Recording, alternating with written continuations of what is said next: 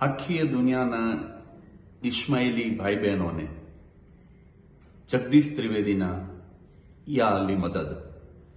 હું અત્યારે કેનેડા છું. મને હમણાં જ 5 મિનિટ પહેલા જ એક આઘાતજનક સમાચાર મળ્યા છે કે ઇસ્માઇલી સમાજના હાજર ઇમામ એટલે કે મૌલા બાપા કરીમ આગા ખાન એમનું શરીર થોડા કલાકો પહેલા શાંત થયું છે. આ દુનિયામાંથી સદેહે એમણે રજા લીધી છે, પણ એમનો સંદેશો પણ મને વાંચવા મળ્યો.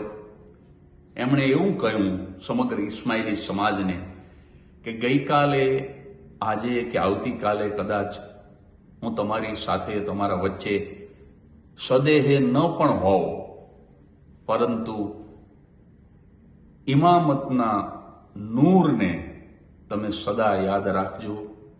તમે ઇમામતના નૂરની વધુ અને વધુ નજીક રહેજો.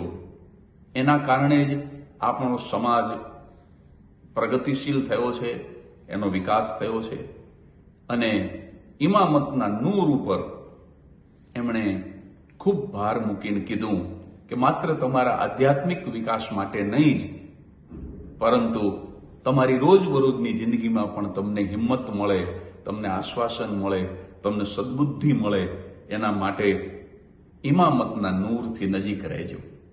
તો અમારા હિન્દુ ધર્મમાં પણ આ નૂર માટે કંઈક જુદો શબ્દ વપરાયો હોય, આત્માના તેજ સ્વરૂપે એ નૂરને બતાવવામાં આવ્યું હોય, એવી જ કંઈક વાત આ દુનિયાને કરી. અને કરીમ આગા ખાન 13મી ડિસેમ્બર 1936 જીનીવા સ્વિટ્ઝરલેન્ડમાં જેમનો જન્મ થયો હતો અને 4 ફેબ્રુઆરી 2025 પોર્ટુગલના લિસ્બનની અંદર જેમણે પોતાનો અંતિમ શ્વાસ લીધો. પણ એમણે કહ્યું કે સૌ મારા ઇસ્માઇલી ભાઈ બહેનો, અને હું તો ત્યાં સુધી કહીશ કે આવા જે મહાપુરુષો હોય છે એ તો માત્ર એમની જમાત પૂરતા નથી હોતા, આખી દુનિયા એમને અનુસરે અને આખી દુનિયાના એ માર્ગદર્શક બની શકે એવા હોય છે.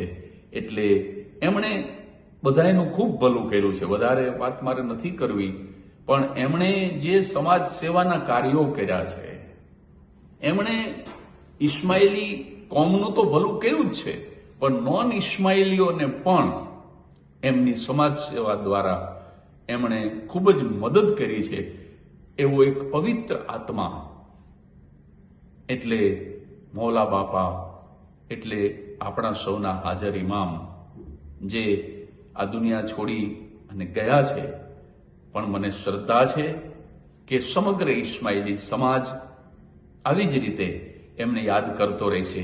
માત્ર 20 વર્ષની ઉંમરે એમના દાદા, એમના ગ્રાન્ડફાધર જન્નત નસીન થયા પછી 1957થી જે તખ્ત નસીન થયા, નિજારી ઇસ્માઇલી સમાજના 49માં હાજર ઇમામ થયા, અને 1957થી 2025 સુધી જેમણે આ વિશ્વને ખૂબ આપ્યું.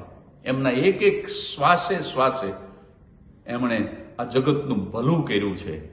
અને તમામ રાષ્ટ્રના મહાપુરુષોએ પણ એમને શ્રદ્ધાંજલિ આપી છે અને હજુ પણ આપશે. આખા વિશ્વને આઘાત પહોંચે, આખા વિશ્વને શોક થાય એવા આ દુઃખદ સમાચાર છે. હું પણ અહીંયા કેનેડા બેઠો બેઠો હાજર ઇમામની રૂહને, એમના આત્માને હું મારા વંદન, મારા પ્રણામ કરું છું. તમામ આખી દુનિયાના ઇસ્માઇલીઓને આ આઘાત સહન કરવાની મૌલા બાપા શક્તિ આપશે એવી પ્રાર્થના સાથે સૌને યા અલી મદદ.